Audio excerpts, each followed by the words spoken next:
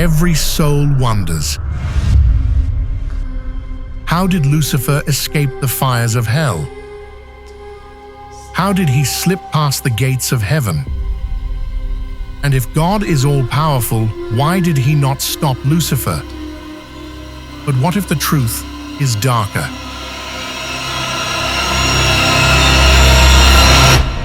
Lucifer asks himself the question every soul fears.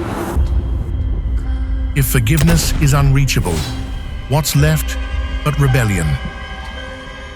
This is the hidden story of Lucifer.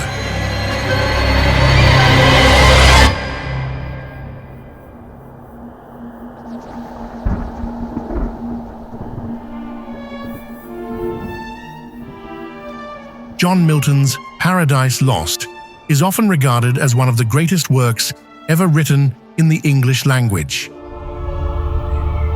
This epic poem weaves together two powerful narratives: the biblical story of Adam and Eve, how they fall from grace and are cast out of the Garden of Eden, and the tale of Satan, once known as Lucifer, who, along with his legion of fallen angels, is banished from heaven and forced to forge a new dominion in the shadows. Milton himself was an English poet. Born in 1608, a fierce advocate for freedom of speech and freedom of the press. Values that echo strongly throughout his writing. His distaste for monarchy and authority is often seen as one reason why his depiction of Satan feels so unusually sympathetic. Paradise Lost was first published in 1667 in 10 books, and later revised in 1674 into 12. Today, it stands as Milton's magnum opus, the crowning achievement of his literary career. Works of poetry written hundreds of years ago can feel heavy, but in this retelling, we'll cut through the archaic language and bring you a dramatic yet clear account of Milton's Paradise Lost.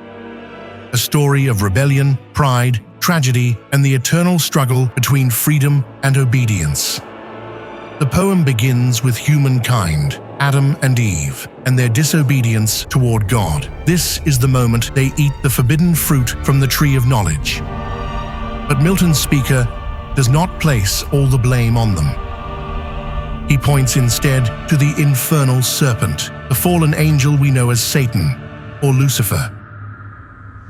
Once radiant and glorious, this angel was consumed by envy and pride. He placed himself above his peers, daring to believe that his majesty was equal to God himself. That arrogance ignited a war in heaven, a war that ended with God casting Satan and his followers out of the celestial realm and hurling them down into the abyss. The fallen angels awaken in a lake of fire, chained in Tartarus, what we know as hell. When Satan lifts his eyes, he beholds a dreadful sight. He describes his prison as a dungeon, horrible on all sides round as one great furnace flamed, yet from those flames no light, but rather darkness visible. If heaven is a kingdom of radiant light, then this realm is its opposite, a blazing abyss that offers no warmth, no brightness, only endless shadow. A prison ordained in eternal darkness, far removed from the glory of God. Beside Satan lies his second in command, Beelzebub. The two rise from the fiery lake, their wings scorched but unbroken. Despite their torment, Satan shows no regret for his rebellion. Instead, he sees opportunity, a chance to regroup, to plan, to strike again. Beelzebub, however, hesitates. After witnessing their crushing defeat, he questions whether God can ever truly be opposed. But Satan, cunning as ever, does not dismiss the doubt. Instead, he proposes a new strategy. Why fight heaven directly when God has another creation he holds dear, mankind? If they cannot overthrow the Almighty by force, they will corrupt what he loves most. With chilling resolve, Satan declares, to do aught good will never be our task, but ever to do ill our sole delight. If then his providence, out of our evil seek to bring forth good, our labor must be to pervert. To that end, and out of good, still find means of evil. Rather than another war in heaven, Satan envisions a proxy war, fought through the corruption of humanity. And with this dark plan forming, he and Beelzebub rise from the burning river, spreading their blackened wings, ready to gather their legions. Some argue that the fallen angels did not break free of their chains by their own strength, but rather were allowed to rise, because this fiery prison was not their final punishment. Instead, it was the stage upon which God's justice would unfold. Spreading their darkened wings, Satan and Beelzebub soared above the burning wastes. From the heights of this desolate realm, Satan reached a chilling conclusion, one that would echo through eternity. Better to reign in hell than serve in heaven. Upon the scorched ground, Satan summoned his legion. His voice thundered across the abyss, rousing his broken comrades from their slumber. The fallen angels gathered before him.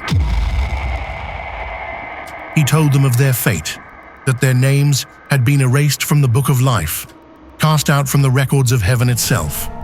Yet all was not lost. For if they could no longer be angels, then they would embrace what they had become. Even demons, Satan promised, could be worshipped as gods by mankind. Among those who rose to his call, Moloch, who delighted in blood sacrifice, Belial, the embodiment of lust and corruption, others too, each a shadow of what they once were. By the end of Satan's speech, the defeated host had transformed into something far more dangerous, an army with renewed purpose. He told them to abandon shame, to embrace their rebellion as their true nature, and to take pride in their new dominion. To mark this resolve, they raised a mighty temple in the heart of their new city, a place called Pandemonium. In Greek, it meant all the demons. In Latin, all the spirits. This grand hall became the seat of their council, where every fallen spirit gathered beneath a single roof. Inside, Satan was candid. The war in heaven had been brutal, and victory might never be theirs. He opened the floor to his captains, and one by one they rose. First was Moloch, who demanded war without hesitation. He urged an immediate assault upon heaven, this time with the newfound weapons of hell. His heart burned with vengeance. To him, death itself was no worse than their torment. There was nothing left to lose. Next came Belial, calm and cunning. He warned that another attack could bring upon them punishments even harsher than hell. Perhaps, just perhaps, God might one day forgive them. Belial did not call for peace, but for patience. Better, he argued, to wait and see what providence would unfold. Then rose Mammon, who rejected both war and submission. He would never bow to God again. Instead, he urged his brethren to embrace hell, to mine its riches, and build a realm that rivaled heaven itself. Why not turn their prison into a kingdom? His vision of industry and self-reliance won loud applause. At last, Beelzebub stood. His voice carried authority, for he spoke not merely of pride nor vengeance, but of a more subtle and devastating path. He told them of rumors he had heard in heaven, that God intended to create a new world, and upon it a new race, mankind, beings whom God loved more dearly than angels themselves. Here, Beelzebub offered a different kind of war. Why waste themselves against heaven's walls when they could wound the Almighty through his most precious creation? Corrupt humanity, and they would achieve their revenge without raising a single sword. The council erupted. This plan struck deeper than any weapon forged in hell. When the votes were cast, it was Beelzebub's proposal, endorsed and sharpened by Satan, that prevailed. And so it was decided they would not storm heaven again. Instead, they would turn their eyes toward earth. it is Satan himself who volunteers to leave hell and seek out this rumored new world. With their leader gone, the council turns to shaping their infernal realm, dreaming of building a kingdom to rival heaven. Meanwhile, Satan begins his perilous journey. His first trial, the very gates of hell, 3 forged from brass, 3 from iron, and 3 from adamantine, harder than diamond. Guarding them are 2 dreadful figures. The first is a monstrous woman, half serpent, her waist bound with hounds that gnaw and howl, forever tormenting her. The second is a shadowy shape, dark and formless, radiating dread. These are sin and death. When Satan demands passage, the woman does not move. Instead, she asks if he has forgotten who they are. Then she reveals a grotesque truth. They are his offspring. From Satan's rebellion in heaven, sin had sprung violently from his head. He lusted after her, and she bore him a son, Death. And Death in turn violated his own mother, begetting the savage pack of hounds that tear endlessly at her womb. These twisted children of Satan were set to guard the gates of hell and the keys that bind them. But sin and death too can be persuaded. When Satan shares his plan to strike at God through mankind, they recognize the power and glory that such vengeance might bring. Sin takes the keys, unlocks the gates, and before him lies not salvation but an abyss, formless, infinite darkness. Without hesitation, Satan spreads his wings and plunges into the void. Immediately, he is caught in a storm, tossed in every direction, until at last he clings to a passing cloud and rides it blindly through the chaos. In the swirling void, he encounters the ancient rulers of this realm, Chaos and Night. To them, he speaks carefully. I come no spy, with purpose to explore or disturb the secrets of your realm, assuring them he brings no harm. Satan explains his purpose, to find the newborn world of man, and by corrupting it, to make chaos itself reign freer than ever before. The promise is enough.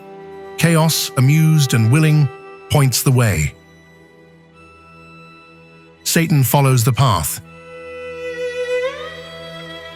and in the distance he beholds it, the prophesied creation, a new world hung in the void, gleaming with divine light. This, he knows, must be Earth. Behind him, sin and death slowly follow, weaving a dreadful bridge across the abyss, so that all demons may one day cross a direct passage from hell to this new world. But in Book 3, Milton shifts the vision upward to heaven itself.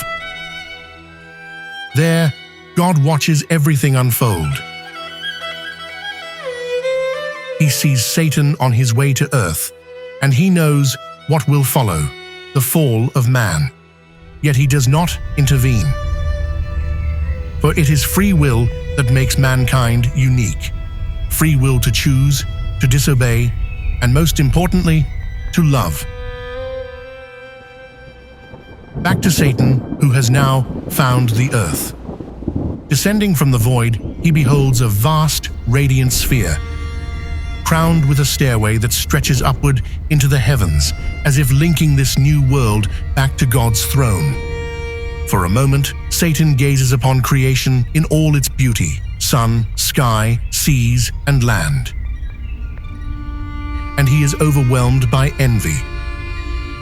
Drawn by the brilliance of the sun, he spies a figure upon a hill, the archangel Uriel, guardian of the sun's light. Quickly, Satan cloaks himself in disguise, taking on the form of a humble cherub. He approaches Uriel with feigned innocence, claiming he has just descended from heaven, curious about this new world and its inhabitants. Uriel welcomes him warmly, delighted that an angel has come to admire God's handiwork. He reveals to the disguised Satan the very heart of paradise. Satan thanks him with false humility, then departs swiftly, carrying with him the knowledge he sought. Landing upon the summit of Mount Nephates, Satan pauses. From this vantage, he beholds Eden, a paradise of unimaginable beauty. The sight stirs memories of heaven, when he too was innocent and radiant, before pride corrupted his heart. For the first time, he hesitates, Satan's face shifting rapidly, torn between remorse and rage. He wonders if he could ever return to heaven, if repentance might open the way. That even if he begged for pardon, he would return as a servant, forever humbled and despised. His pride will not allow it. So farewell hope, and with hope, farewell fear, farewell remorse. All good to me is lost. Evil, be thou my good. Thus resolved, Satan hardens his heart. Unknown to him, however, Uriel has been watching closely. He notices the strange turmoil upon the cherub's face, something no true cherub would display, for they are creatures of pure joy. Suspicion awakens in Uriel, and he departs at once to warn the archangel Gabriel that a deceiver may have entered Eden. Together, they vow to confront the intruder. By morning, Satan's doubts are gone. He has steeled himself to his mission. With Eden before him, he takes the form of a bird and glides over the garden. Below, he sees creatures of every kind, living in perfect harmony. But his gaze fixes upon two, unlike the rest, two beings who walk upright, noble in form, radiant in spirit.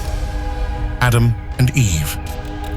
With ease, a surge of rage and jealousy grips him, and he remembers why he came: to corrupt, to destroy, to make them fall as he once did. Perched on the branches of the tree of knowledge, Satan listens as Adam speaks gently to Eve. He reminds her that their paradise is a gift from God, sustained by their obedience. Their labor is light, their joy unending, and only one command has been given: never to eat the fruit of the tree of knowledge. At that moment, Satan knows he has found his weapon. As night falls, Gabriel and his host of angels patrol the Garden of Eden, searching for the intruder Uriel warned them about. They soon discover Satan, who has shifted his disguise from bird to a lowly toad, lurking near Eve's ear to whisper corruption into her dreams. Dragged before Gabriel, Satan is unmasked. Gabriel sees through the deception immediately and demands to know his purpose in Eden. Satan insists he means no harm, claiming the angels have no reason to suspect otherwise. But Gabriel will not be deceived. Stern and unyielding, he warns Satan that if he does not confess, he will be bound and cast back into hell. Rather than submit, Satan is enraged. The two archangels stand face to face, ready to clash in battle. But before their conflict ignites, a great wonder appears in the sky. A pair of golden scales descending as a sign from heaven. In their balance, the outcome is clear. Satan, recognizing the futility of open war, withdraws in fury and flees into the night. That morning, Eve tells Adam of a troubling dream. She recalls being lured by voices calling from the tree of knowledge. Following the whispers, she saw what seemed to be an angel eating its fruit.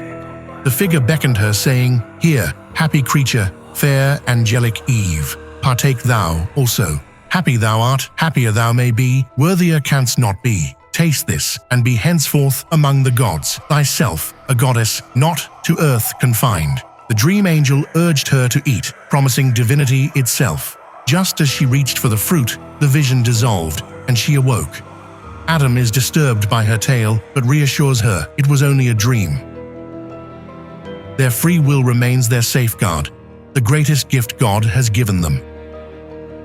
Meanwhile, in heaven, God observes all that has transpired. He knows Satan's intent, yet he does not intervene, for his purpose is clear: man must act from free will.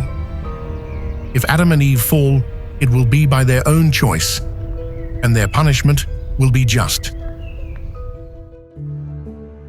To strengthen them, God sends the archangel Raphael to Eden with a warning. He is to explain the dangers of disobedience and the true difference between heavenly nourishment and the forbidden fruit. Thus, when temptation comes, they will have no excuse. Raphael finds Adam and speaks at length. Adam must pass this wisdom on to Eve. When Adam wonders aloud why any of God's creatures would dare defy him, Raphael offers a cautionary tale. The story of Satan's fall. He tells Adam how heaven was once a place of perfect peace until God proclaimed his Son would share his throne. One angel rebelled against this decree. Once glorious, he rose in pride and fury, believing he deserved dominion equal to God. His name was Lucifer. But for his defiance, that name was stripped from him, and he became Satan. A third of the heavenly host he persuaded to join his cause. Yet not all were lost. One faithful angel, Abdiel, at first deceived, turned back. Realizing the madness of rebellion, Abdiel confronted Satan, warning him his war was doomed. Abdiel returned to God and received forgiveness, proof that redemption is always possible to those who repent. In Book 6, Raphael continues his tale, describing in vivid detail the war in heaven, the armies clashing, the vast power unleashed, and finally the defeat and casting down of Satan and his followers.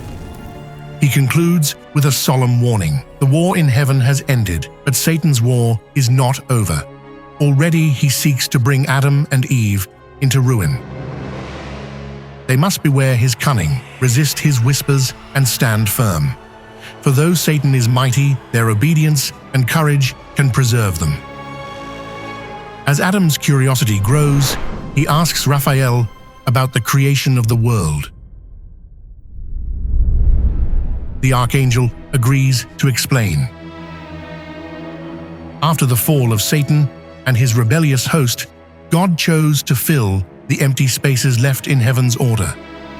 Out of a vast void, he shaped the earth, bringing form, beauty, and life where only chaos had existed. The world was made as a dwelling for mankind, and if humanity remained faithful and obedient, earth itself would be joined in harmony with heaven. In Book 8, Adam presses further, asking questions about the stars and the heavens. Raphael answers patiently, but warns Adam not to let idle curiosity distract him from the greater truth. That obedience to God is far more important than unraveling every secret of the cosmos. Adam then recalls his own creation, how he awoke in Eden, marveled at the beauty around him, and felt a longing for companionship. God answered this desire by creating Eve from Adam's rib, giving him the perfect partner. Raphael uses this story to caution Adam. Love must remain pure and governed by reason, or it will become a snare that leads to ruin. With this long account complete, Raphael's task was done, and he returned to heaven.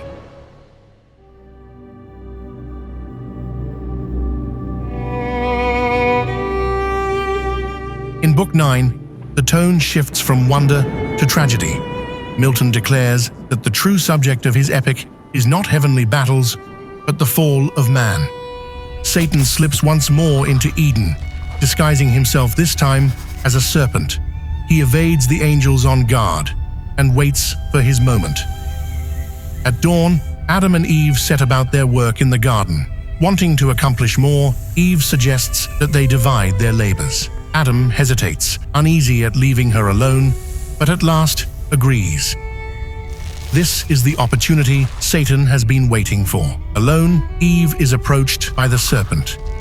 He speaks, praising her beauty, and claims that the power of speech and reason came to him only after tasting the fruit of the forbidden tree. Eve resists, reminding him that God commanded her not to eat of it.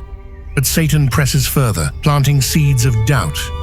Why would God forbid the fruit, unless it contained some power he wished to keep from her? If she ate, she might rise above her mortal state and even become a goddess herself. Eve reaches out, plucks the fruit, and takes a bite. At first, she feels uplifted, even exhilarated, but this quickly turns into unease and regret. Desperate, she seeks Adam. When she confesses what she has done, Adam is torn between his love for her and his duty to God. In the end, he cannot bear to lose her and chooses to share her fate. He too eats the fruit.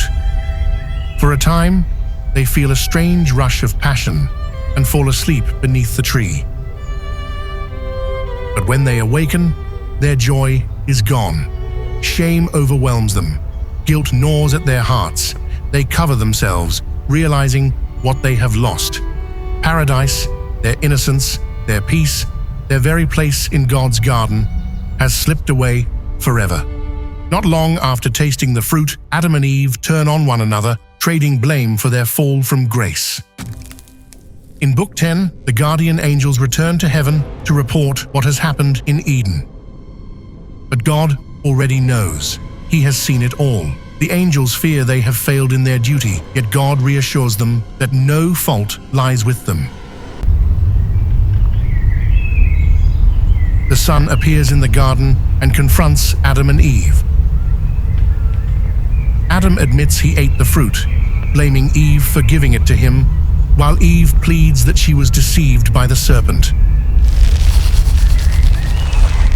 The sentence is given. The serpent is cursed to crawl upon its belly and eat dust forever. Eve and her daughters will bring forth children in pain and live under the rule of their husbands. Adam and his sons must toil endlessly for their food, wrestling with thorns and weeds. Yet even in judgment, hope is promised. The seed of Eve will one day rise and crush the serpent's head. Meanwhile, Satan journeys back to hell, triumphant. On the way, he meets sin and death, who, believing in their father's victory, have already constructed a great bridge linking hell and earth. Sin vows to corrupt mankind's thoughts, while death promises to infect all living things. When Satan finally returns to Pandemonium, he expects to be hailed as a hero. Instead, his victory cry is met with silence, then with hissing. As punishment, he and his followers are transformed into serpents. All around them grow trees, heavy with fruit, but whenever they attempt to eat, the fruit turns to bitter ash in their mouths. Back on earth, sin and death establish their reign. God declares they will remain until the last judgment. The perfect balance of creation begins to unravel. The earth grows harsher with heat and cold, storms and decay. Animals turn on one another, and some even prey on humankind. In Book 11, God sends the archangel Michael to drive Adam and Eve from paradise. God, moved by their remorse, decrees that his Son will one day become humanity's greatest advocate, even to the point of taking their sins upon himself. Michael comforts Adam, telling him that though Eden is lost, heaven remains open to the faithful. Before leading them out, Michael reveals to Adam visions of the future. Cain slaying Abel, the corruption of mankind, and at last the great flood that will cleanse the earth. In Book 12, Michael continues, showing Adam the story of Noah, the covenant of Abraham, and the coming of a Savior who will redeem humanity. Though Adam trembles at the sorrows to come, he is relieved to know that sin will never fully conquer. There will always be hope and redemption. At last, Michael leads Adam and Eve to the gates of Eden. Hand in hand, they leave paradise, stepping into a new world of hardship and toil. Yet they do not leave in despair. Though paradise is lost, they carry with them the promise of God's mercy and the enduring hope of ultimate salvation.